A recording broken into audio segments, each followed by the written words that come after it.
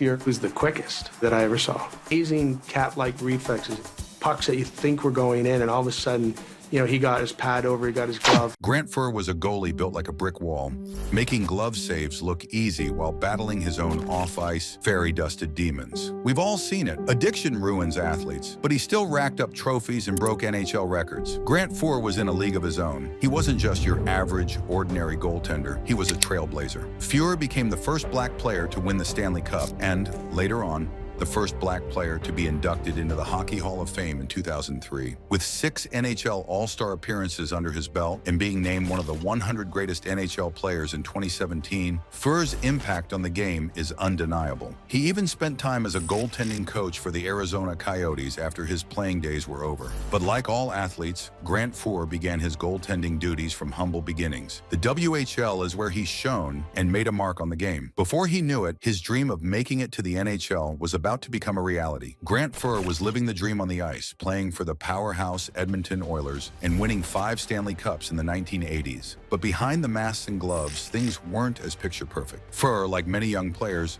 made some tough decisions that led him down the wrong path, into the world of addiction. Before we dive into the more volatile side of Grant Fuhr, make sure to like and subscribe.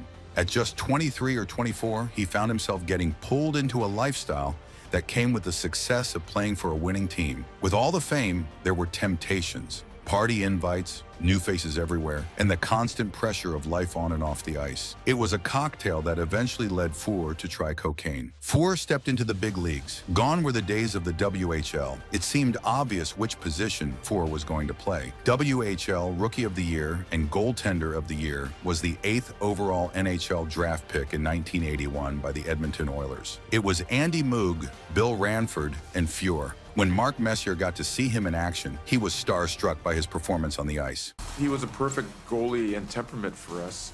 Didn't care about anything other than winning. Together, they formed one of the most formidable trios in the Edmonton Oilers' history. Fuhr started his goaltending debut in the 1984 Stanley Cup playoffs, but things were off to a rough start. We don't know whether the pressure was getting to him or the fairy dust. Fuhr collided with Pat LaFontaine in a critical moment during the Stanley Cup Finals, leading to an injury that saw him sidelined. Fuhr was benched, and Andy Moog had to take his place. Thankfully, the Oilers managed to get their hands on another Stanley Cup. That wasn't the only time Fuhr messed up. It was 1986 when Calgary Flames' Steve Smith made that infamous goal. Poor Fuhr had to eat ice as this goal eliminated the Edmonton Oilers from the 1986 playoffs.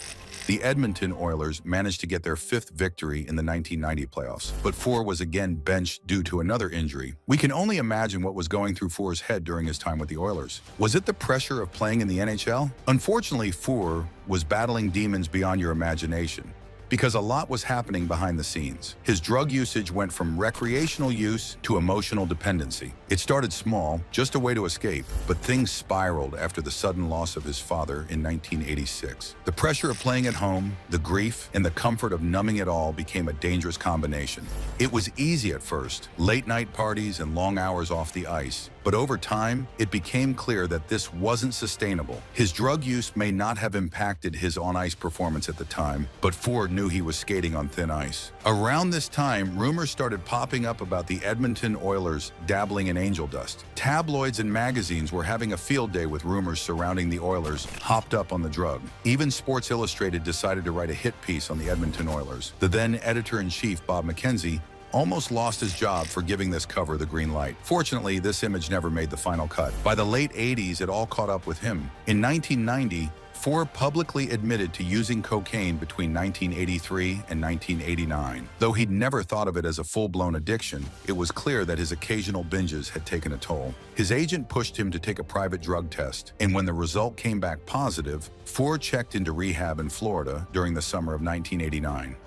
He worked hard to stay clean, and for nearly a year after rehab, he remained drug-free. During this time, the NHL was in the dark about Fuhr's cocaine addiction. He slipped past the NHL's guard, but not for long. He admitted to the use of a substance in 1990. He admitted that he'd been using the substance for a whopping 7 years, the same time he kicked off his goaltending debut. However, the NHL needed specifics to proceed with Fuhr's case.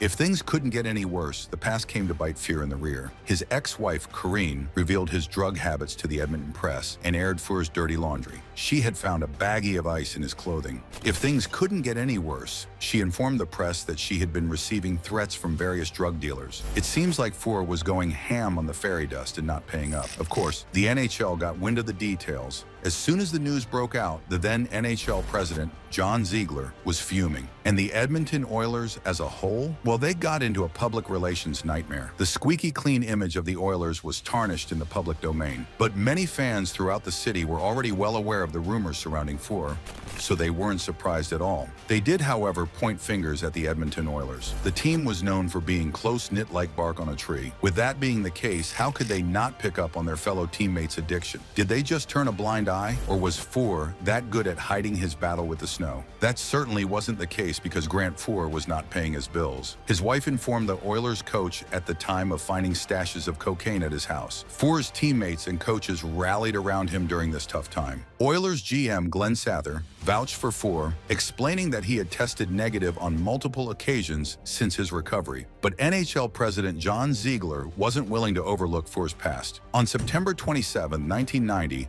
Fuhr was hit with a one-year suspension without pay, one of the longest suspensions in NHL history. It was a harsh move, one that Fuhr's teammates were quick to criticize. Craig McTavish pointed out that punishing Fuhr for seeking help sent the wrong message to players who might be struggling. If you've got a problem, don't seek help, just continue to do it quietly and you'll be able to play hockey, McTavish said, highlighting the flawed logic of the league's stance. Captain Mark Messier also weighed in, arguing that the NHL needed to overhaul its approach to substance abuse. We definitely have to come out of the ice ages, Messier said, pushing for more progressive policies that could actually help players. Wayne Gretzky, one of the best offensive players during the Oilers dynasty, was extremely close friends with Grant. He had a squeaky clean image throughout his career, but by the time he found out in 1990, he had already been traded to the Los Angeles Kings. As the rumors were finally confirmed, Gretzky was disheartened. I honestly didn't know about it. In fact, I don't know any guys who knew about it. You hear rumors are rumors, but you never believe anything until you see it. The Oilers felt the suspension was too harsh, especially considering Fuhr had been working to turn his life around. Grant Fuhr had to stay in the dark for nearly 60 games. Fuhr was reinstated in February 1991 after missing 59 games. While it was a dark chapter in his career,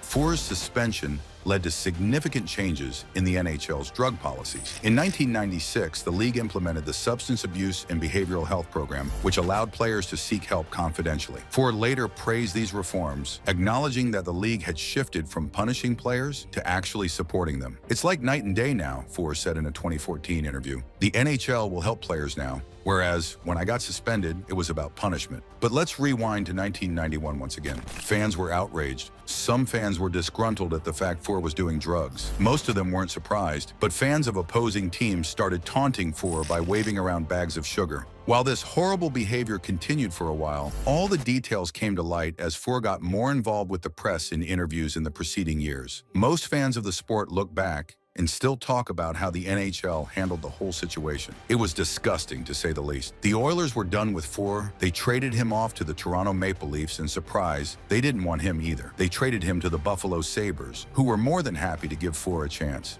And that chance breathed new life into Fuhr. He was ready to make a comeback. He was back in the game and showed the Sabres that he meant business. He boosted the Sabres' morale through the roof by executing a first-round, dramatic playoff victory against the Boston Bruins. Fuhr and Dominik Hasek became best of pals. Fuhr mentored him into an incredible goaltender, and they switched places during the playoffs. The '93 season was off to a great start, but Fuhr was benched again due to multiple injuries. Dominik had to go full-time starting goaltender. Let's just say Fuhr's faith in the young Dominik paid off. They shielded off pucks like a brick wall. The NHL recognized their efforts by awarding them the William M. Jennings Trophy. Things were going well on the ice, but off the ice, he got into trouble once again. This time, it wasn't his fault. Racial discrimination came knocking at the door, but so did karma. Fuhr applied for membership at the nearby Transit Valley Country Club, but to his surprise, his application was rejected. This raised eyebrows because several of his White Sabres teammates had been accepted without issue, leading to rumors that race played a part in the decision.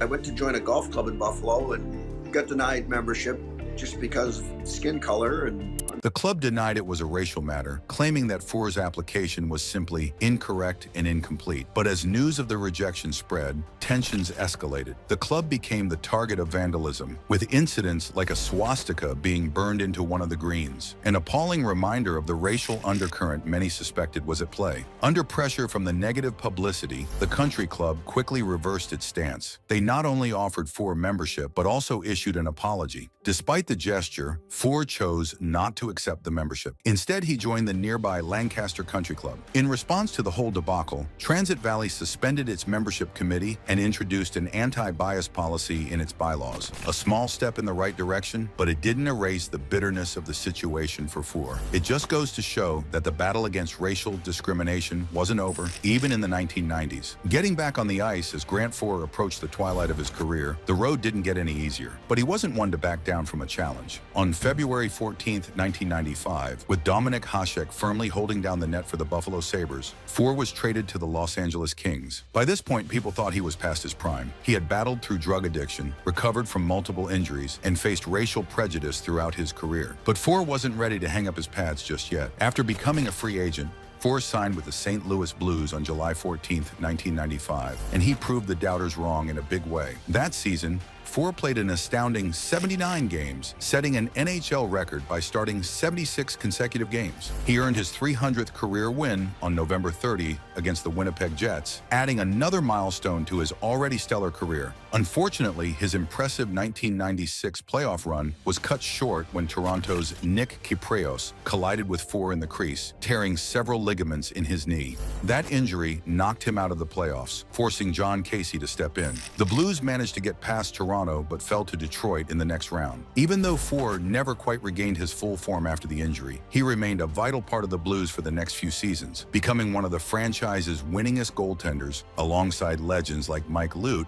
and Curtis Joseph. But with the arrival of Roman Turek as the Blues' new #1 goalie in 1999, Fuhr's time in St. Louis came to an end. In September of that year, Fuhr was traded to the Calgary Flames. His final season in the NHL saw him take on more of a mentor role, guiding the Flames' young goaltenders, including Fred Brathwaite. While Fuhr's days as a starter were winding down, his influence on the next generation of goaltenders showed that, even in his final years, he had plenty left to give to the game. On October 22, 1999, Grant Fuhr reached another milestone, securing his 400th career win in a game against the Florida Panthers. As the season progressed, the Flames fought hard but couldn't secure a playoff spot. On April 5, 2000, after a tough 6-5 loss to the St. Louis Blues, the writing was on the wall for Calgary's postseason hopes. The loss officially eliminated them from playoff contention, and Fuhr knew it was time. Following that game, he made the announcement. He was retiring from the sport that he'd given so much.